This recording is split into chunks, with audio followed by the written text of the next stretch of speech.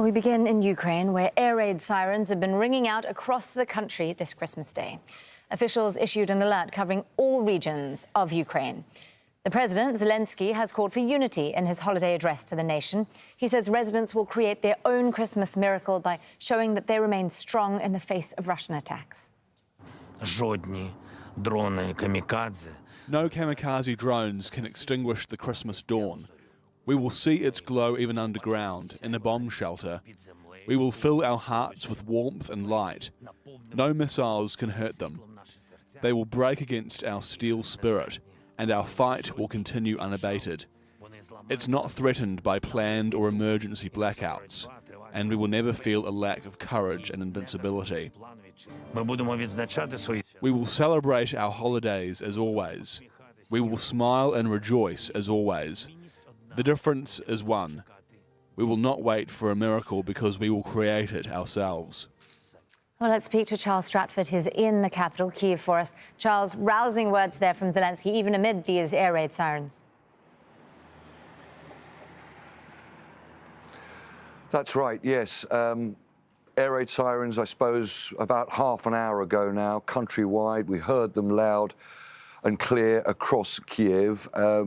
Let's put this in context and draw a line under the fact that these air raid sirens these alerts are common. They happen virtually every day. We so far have heard no reports of any strikes either in Kiev or across the country, but we will wait and see because, of course, we know the kind of pressures that the Ukrainian authorities, the Ukrainian military have had in recent weeks in protecting vital infrastructure from these Russian-launched kamikaze and cruise missile attacks, around about 1,000 of them in the last 2.5 months.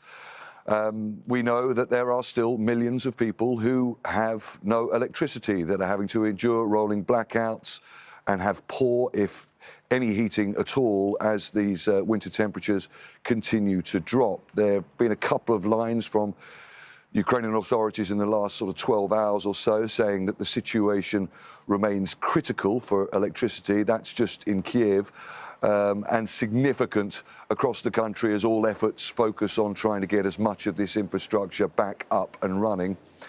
Meanwhile, there are, as we've been reporting pretty much every day now, ongoing intense fighting in flashpoint towns on the front line in the east. That town of Bakhmut, we know, has seen some of the most intense fighting in recent weeks. That is ongoing. Strategically important for both sides if the Russians were to take it. And it's important to recognise that they've made very few or very little gain there in recent weeks. But if they were to take it, that would give them a clearer path to hitting the two largest cities still under full Ukrainian control in the Donetsk region, those cities of Kramatorsk and Slavyansk.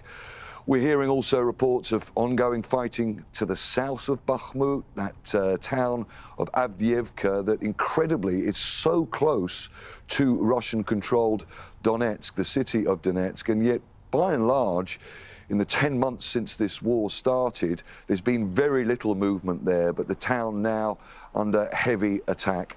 And also, very interestingly, there are increasing reports of the Ukrainians shelling the town of Tokmak. Now, this town sits south of Zaporizhia, between Ukrainian-controlled Zaporizhia and Russian-controlled Melitopol. There are reports that the Ukrainians are trying to potentially make a push towards Melitopol, and we understand that the reason why Tokmak is being so heavily shelled by the Ukrainians is they're trying to cut supply lines.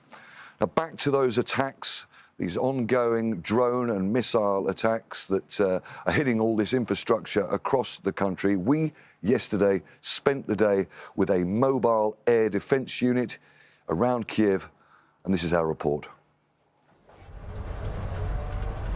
Pointing skyward and on high alert, this Soviet anti-aircraft gun was built in 1982.